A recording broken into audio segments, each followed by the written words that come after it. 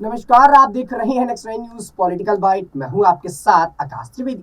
दर्शकों, आप सभी का बहुत बहुत स्वागत है हमारे खास प्रोग्राम विश्लेषण आज का। और इस खास प्रोग्राम पर बात करेंगे उत्तर प्रदेश की राजनीति को लेकर, जहां लगातार अलग अलग तरह से घमासान मचा हुआ। कभी मायावती अखिलेश यादव को गिरगिट बोलती हैं, तो कभी शिवपाल यादव मायावती को लेकर अपने बयान देते हैं। बता दें कि देश में होने वाले 2024 के संसदीय चुनाव से पहले बसपा में जमकर ठन गई और जहां बसपा सुप्रीमो समाजवादी पार्टी के राष्ट्रीय अध्यक्ष अखिलेश यादव को गिरगिट बोलने लगी, वहीं शिवपाल यादव बसपा सुप्रीमो मायावती को दौलत की बेटी बताने लगे।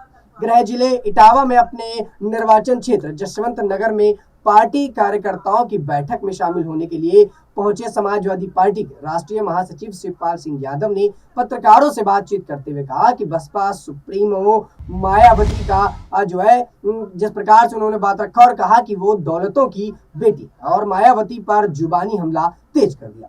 बता दें कि महासचिव शिवपाल सिंह यादव ने कहा कि सपा से गठबंधन कर बसपा को 10 लोकसभा सीटों पर उत्तर प्रदेश में जीत हासिल हुई थी। जब मायावती समाजवादी पार्टी से अलग हो गई तो केवल एक विधानसभा सीट तक ही सिमट के रह गई। बसपा चीफ मायावती दलितों को लूटकर दौलत की बेटी बन गई, या किसी से छुपा नहीं है। उन्होंने पार्टी कार्यकर्ताओं को भी चुनाव की तैयारी में जुटे रहने को कहा। शिवपाल सिंह यादव ने कहा कि इस बार पार्टी को बेहतर समर्थन मिलेगा, इसीलिए कार्यकर्ताओं को अभी से सक्रिय होने को कहा है और हो जाने के लिए भी उन्होंने पूरे निर्देश दिए। वहीं शिवपाल ने कहा है कि समाजवादी पार्टी 2024 की तैयारी शुरू हो गई है। हम 80 सीटों पर तैयारी करने के लिए पूरी तरह से तैयार। गठबंधन पर मीटिंग भी हो रही है। जल्दी तय हो जाएगा कि कौन कहां से चुनाव लड़ेगा। जिसको जो भी टिकट मिलेगी उसकी हम लोग मदद करेंगे। हमारी सीट के लिए राष्ट्रीय नेतृत्व जहां भी फैसला हो लेगा और जो भी फैसला होगा हम वही चुनाव से लड़ेंगे और वही चुनाव में आगे कार्य करेंगे। हमारी पसंदीदा सीटें बहुत सी हैं। समाजवादी पार्टी उनकी पूरी तरह से मदद करने के लिए तैयार खड़ी। कभी भी हम लोग उन पर कमेंट नहीं करते। भारतीय जनता पार्टी से वो दूरियां नहीं कर पा रही। उन्होंने अपनी ही पार्टी के लोगों से वसूली की, इसी वजह से वो एक सीट पर आ गई। दर्शकों, बता दें कि यहाँ पर शिवपाल सिंह यादव ने मायावती पर बड़ा तरीका और कह दिया कि वो बीजेपी पर अपनी जो खुन्नस से नहीं निकल पा रही तो अब अपनी ही पार्टी के नेताओं को यहाँ से अलग कर रही है और इसका प्रभाव ये देखने को मिल रहा है कि वो अब एक सीट पर आकर सिमट गई। क्या कुछ कहा शिवपाल यादव ने, आप पहले वो बयान सुनिए। तैयारियां शुरू हो गई हैं, अब लोकसभा की तो चर्चा शुरू है। क्या लग रहा है कि किस तरह कार्यकर्ताओं में जोश और उत्साह आप बढ़ा रहे हैं? देखिए, बहुत दिन के बाद इस कार्यालय पर मुझे आज मीटिंग में आना पड़ा जी, और आ गए तैयारी के लिए। बस इटावा जनपद का संगठन भी हो गया है, ऐसे खड़ा है और जिम्मेदारियाँ भी मिल रही हैं जी। और अब ये सभी हमारे जितने भी पदाधिकारी हैं जी, उनको सेक्टर की जिम्मेदारी, बूथ की जिम्मेदारी, लाइट कम करो तो उनकी अभी समीक्षा भी हो जाएगी जी, और जो बच्चे हुए उनको जिम्मेदारी भी दे दी जाएगी। उसी तरीके से नगर की भी जी, हमारे नगर के अध्यक्ष, जिला अध्यक्ष, जनरल सेक्रेटरी, सभी लोग आज पदाधिकारी हैं जी। तो पदाधिकारियों की अभी बैठक करेंगे, बातचीत करेंगे और 2024 के चुनाव के लिए लोकसभा इटावा की सीट जीतना है और इसी तरीके से पूरे प्रदेश में समाजवादी पार्टी की तैयारियाँ शुरू हो।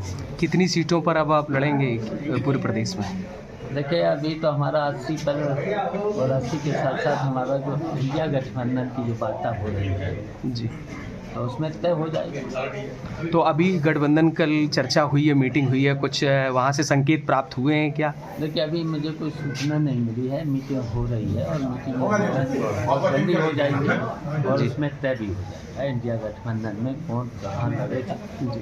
और हमारा संगठन तो पूरी 80 सीटों पर तैयारी कर रहा है जी। जिसको भी टिकट मिलेगी इंडिया गठबंधन जी, उसकी मदद करेंगे। लेकिन अब आपकी भी बड़ी चर्चा है, आप कहाँ से पसंद कर रहे हैं लोकसभा, जिससे कार्यकर्ताओं में जोश रहे, क्योंकि बड़ी उम्मीद है आपसे।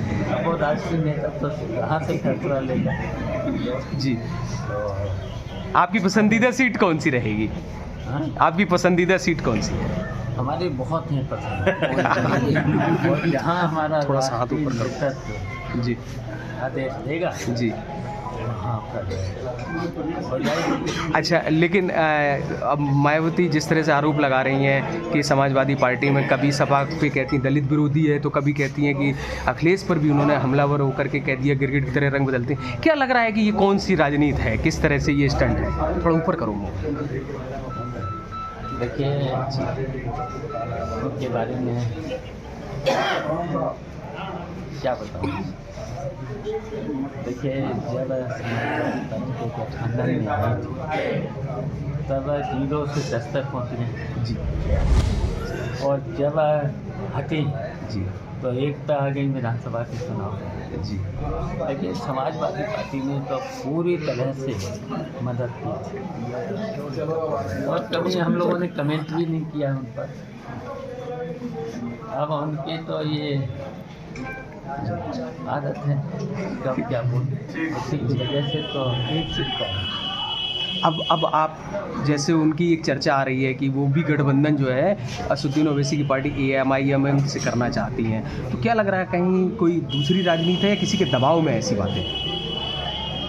देखिए वो उनके बारे में तो पता ही है कि उनकी, मैं तो कई बार बोल भी चुका हूँ कि भाई भारतीय जनता पार्टी से दुनिया में कर लें, तो वो तो कर नहीं पाए। और देखिए उनके बारे में तो दलित की बेटी अब नहीं रही, दौलत की बेटी। और देखिए अपने जितने भी उनके पार्टी में लोग थे, अपनी पार्टी के लोग, उनसे केवल वसूली की है, वसूली कर करके तो एक पे आ गए जी।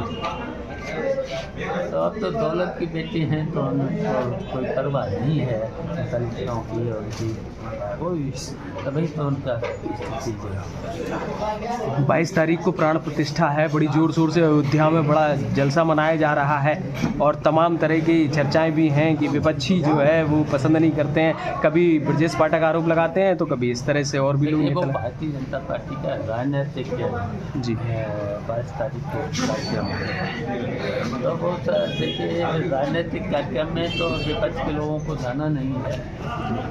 उसके 22 के बाद जी जी सर चारों रुक जाओ पूरी बात 22 के बाद जी मैं परिवार के साथ अच्छा जाएंगे, दर्शन करेंगे। अच्छा हम लोग तो भगवान राम को मानते हैं, कृष्ण को मानते हैं और जितने भी भगवान हैं सबको मानते हैं जी। लेकिन ब्रजेश पाठक कह रहे हैं कि जो राम के नहीं हुए वो कृष्ण के नहीं हुए, तो फिर वो कैसे यदुवंशी हो सकते हैं? इसमें हमें सफाई थोड़ी नहीं, हम लोगों से कौन ज़्यादा भगवान को मानता, हम लोगों से ज़्यादा कौन मानता। ये लोग तो देखिए बस बोलते हैं, विभाग चल नहीं रहे, विभाग में चल नहीं रही है, इन डिप्टी चीफ मिनिस्टर लोगों की चल नहीं रही है, स्वास्थ्य से सेवाएँ वेंटिलेटर पर लाती हैं, अस्पताल में दवाएँ नहीं हैं और उसी तरीके से दूसरे हैं जी जी बड़बोले हैं। पहले MP का चुनाव हारे, फिर MLA का चुनाव हारे हैं जी जी। तो इस तरीके से देखिए ये लोग हारे हुए लोग हैं और फिर जब आएगा चुनाव 2024 का तो फिर सामने आ जाएगा इनकी। समाजवादी पार्टी का जो प्रतिनिधि मंडल है वो राम मंदिर कब जाएगा और कितने लोग जाएंगे आपके साथ में, राष्ट्रीय अध्यक्ष जी के साथ? 22 के बाद हम लोग मैं परिवार के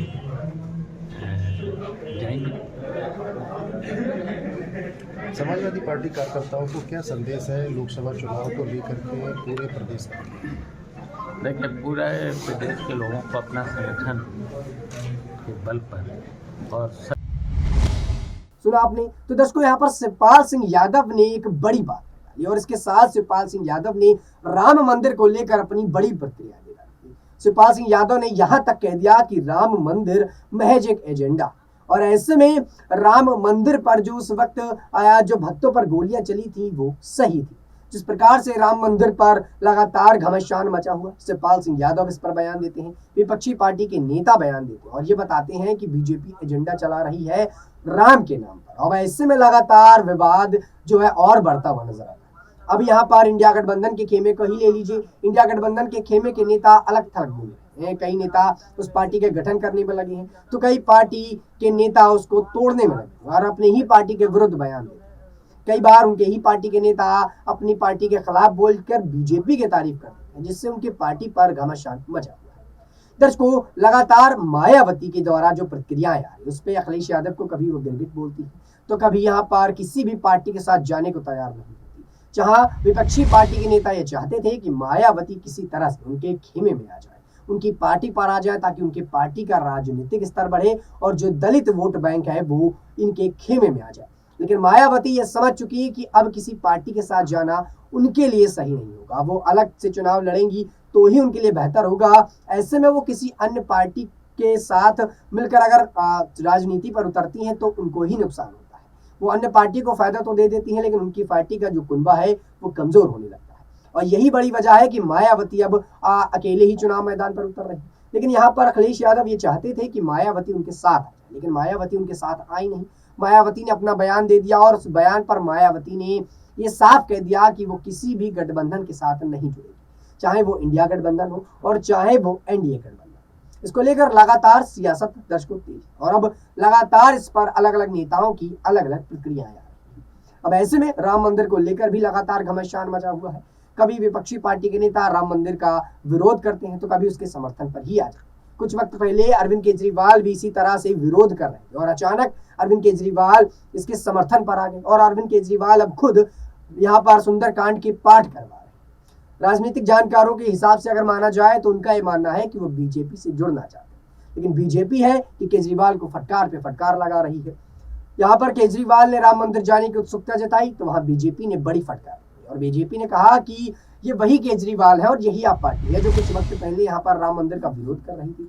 और उस विरोध करने को लेकर यहाँ पर बीजेपी पार्टी ने केजरीवाल को जमकर सुनाया। दर्शकों, देखना होगा कि जिस प्रकार से लगातार माहौल गर्माता हुआ नजर आ रहा है, शिवपाल सिंह यादव का ये बयान और क्या नई राजनीति खड़ी कर देता है, क्योंकि यहाँ पर मायावती को लेकर बड़ी टिप्पणी की और राम मंदिर को लेकर भी शिवपाल सिंह यादव ने बड़ी बात कह डाली। अब ऐसे में क्या राम मंदिर को लेकर शिवपाल सिंह का ये बयान और ज्यादा राजनीति को भड़काता है? क्या 22 जनवरी को राम प्रतिष्ठान का जो कार्यक्रम होने वाला है, प्राण प्रतिष्ठान का, क्या उस पर अब अवरोध लगता हुआ नजर आएगा? और क्या बीजेपी पार्टी अब राम जन्मभूमि को लेकर किसी अन्य विपक्षी पार्टी पर अपनी प्रतिक्रिया या भड़कती हुई नजर आती है या फिर नहीं? इस पूरे मुद्दे पर दर्शकों आप अपनी क्या राय रखते हैं हमें नीचे कमेंट सेक्शन में जरूर बताइएगा।